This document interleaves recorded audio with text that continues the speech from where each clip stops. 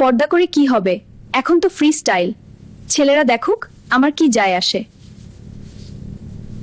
বাবু, পর্দা কর।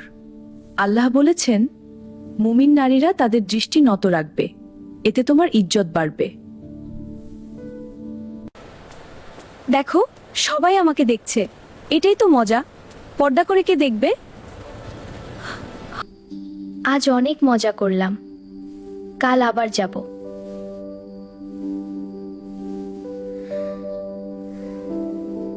এটা কোথায়? এত অন্ধকার, আমি কেন এখানে? বেপর্দা নারীর কবরে এই আযাব। আল্লাহ বলেছেন, পর্দা না করলে কবরে শাস্তি পাবে।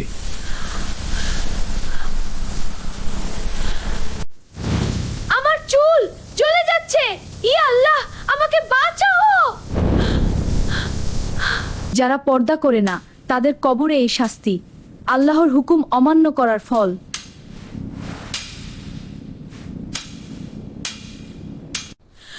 কবর, আমার কবরে আগুন।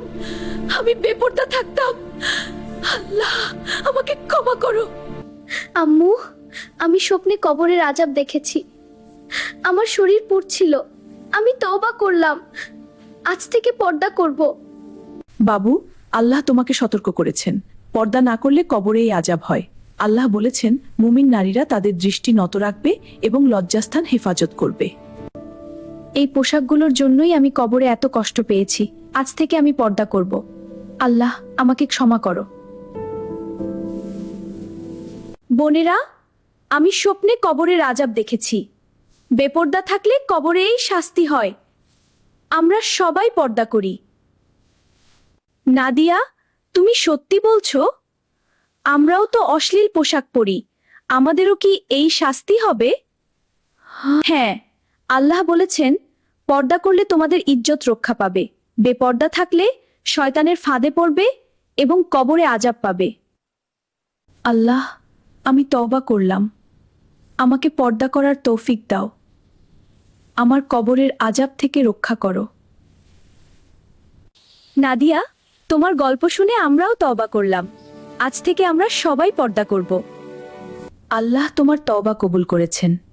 পর্দা করলে আল্লাহ তোমাকে রক্ষা করবেন। আমি কবরের আযাব দেখে বুঝেছি, পর্দা না করলে কবরে এই শাস্তি হয়। আল্লাহ বলেছেন, মুমিন নারীরা তাদের দৃষ্টি নত রাখবে এবং লজ্জাস্থান হেফাজত করবে। এই পোশাকগুলো আমাকে কবরের আযাবের দিকে নিয়ে যাচ্ছিল। আজ থেকে আমি পর্দা করব। আল্লাহ, আমার তওবা কবুল করো। নাদিয়া, তোমার গল্প শুনে আমরা ভয় পেয়ে গেছি। আমরাও তওবা করলাম, আজ থেকে আমরা পর্দা করব।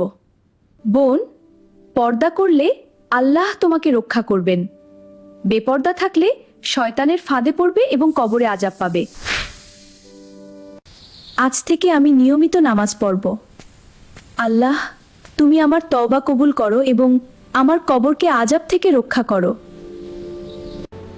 পর্দা করার পর আমি অনেক শান্তি পাচ্ছি। আল্লাহ আমাকে রক্ষা করছেন। আল্লাহ, নাদিয়ার তওবা কবুল করো। আমাদের সবাইকে পর্দা করার তৌফিক দাও।